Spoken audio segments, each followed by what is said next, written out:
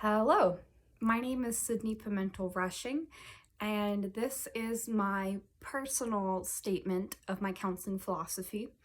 Hence, kind of why I'm in more casual clothes. This is my personal statement. This is what I authentically believe, and I want it to come from a place of who I am as a person. Aside from that professional counselor makeup we all have. So, my personal opinion of counseling. I believe thoroughly, first of all, that every school needs a school counselor. I do strongly believe that our duties are to serve the children their social emotional needs in order for them to achieve academically. They are in school and that is their goal. There's kind of a bigger picture though, okay? Personally, when I see a student, whether that be for a behavioral issue, for study skills, just to vent, I want them to walk away with a tool that is going to be useful to them their whole lives. I want to affect them beyond the classroom so that they can use that tool when they go to college, when they get a job, when they have a family, when they encounter relationships with their coworkers or with others or with friends. I want to have a positive impact on their life, because if we're just viewing students in this academic, narrow perspective, we are missing the opportunity to affect them on a much larger scale that will in turn positively affect them academically. I believe that every student is capable of success, and I believe that every student, no matter their cultural background, behaviors they may have developed as coping mechanisms, or things they need to improve, that they can be successful in whatever they choose to be. And success looks different for everybody.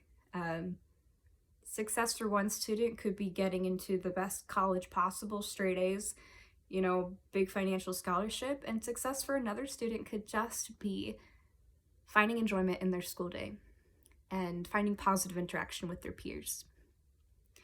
Why is the role of a school counselor vital? I base a lot of my teaching philosophy and counseling philosophy off Maslow's hierarchy of needs. We are not going to be able to function, and our students won't be able to function until we've fulfilled that social emotional need. They're not going to achieve a form of higher learning, critical thinking, unless they have those needs met. And some of our students need to be explicitly taught how to deal with their emotions, how to be socially and emotionally healthy, so that they can go on to do their learning. That's why I think it's critical. If any teacher or principal believes that, but advocates against a school counselor, you're just contradicting yourself. I believe in brief solution-focused therapy. I believe in this so thoroughly because I've gone through it myself. I firmly do believe that students' past does have some effect on the coping mechanisms they've developed. I do. But we can't change that. Whether you're an adult, high school, middle school, or elementary school. You can't change the past, and you can't change your family force.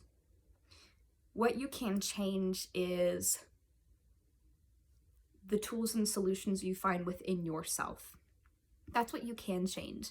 And you can look at your life and find instances of success, because no matter how many challenges have been in your life, there's one small instance of success.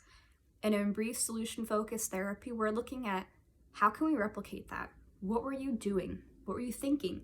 How are you acting in those moments?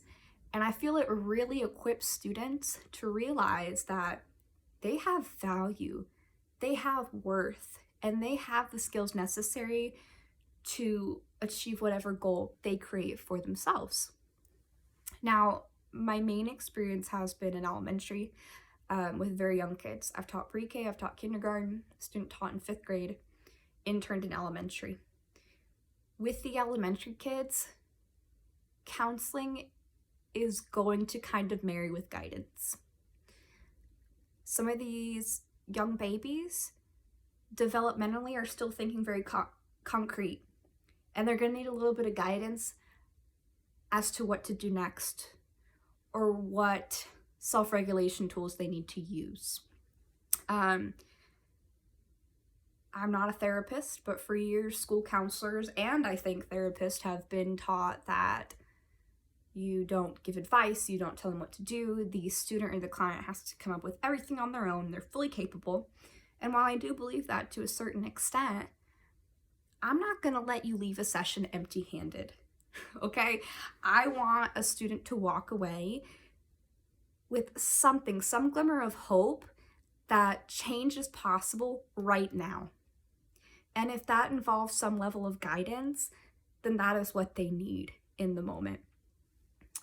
Another thing I firmly believe as a counselor is I believe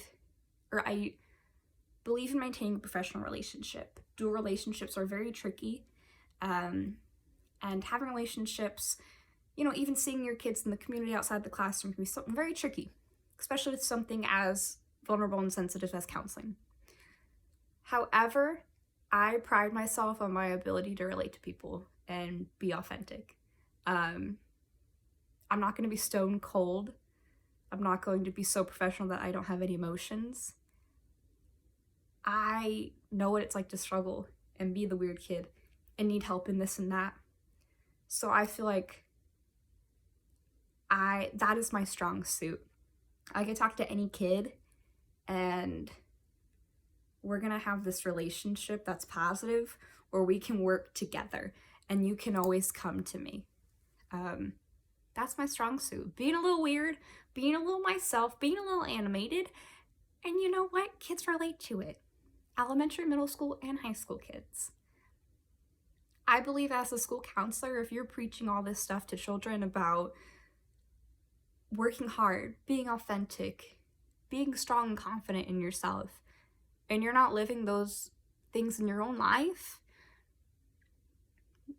practice what you preach. So I'm gonna be myself, as you can see, which is a little bit weird, but that connection you make in counseling and in teaching, that's the most important thing to me. I think that has a huge effect size on whatever you're trying to accomplish at any age level. So that's a little bit about my personal philosophy on counseling. Little bit of a ramble, but I hope someone who's considering hiring me will see this and realize that I'm willing to be different, I'm willing to be authentic, and I have a big heart. Thank you.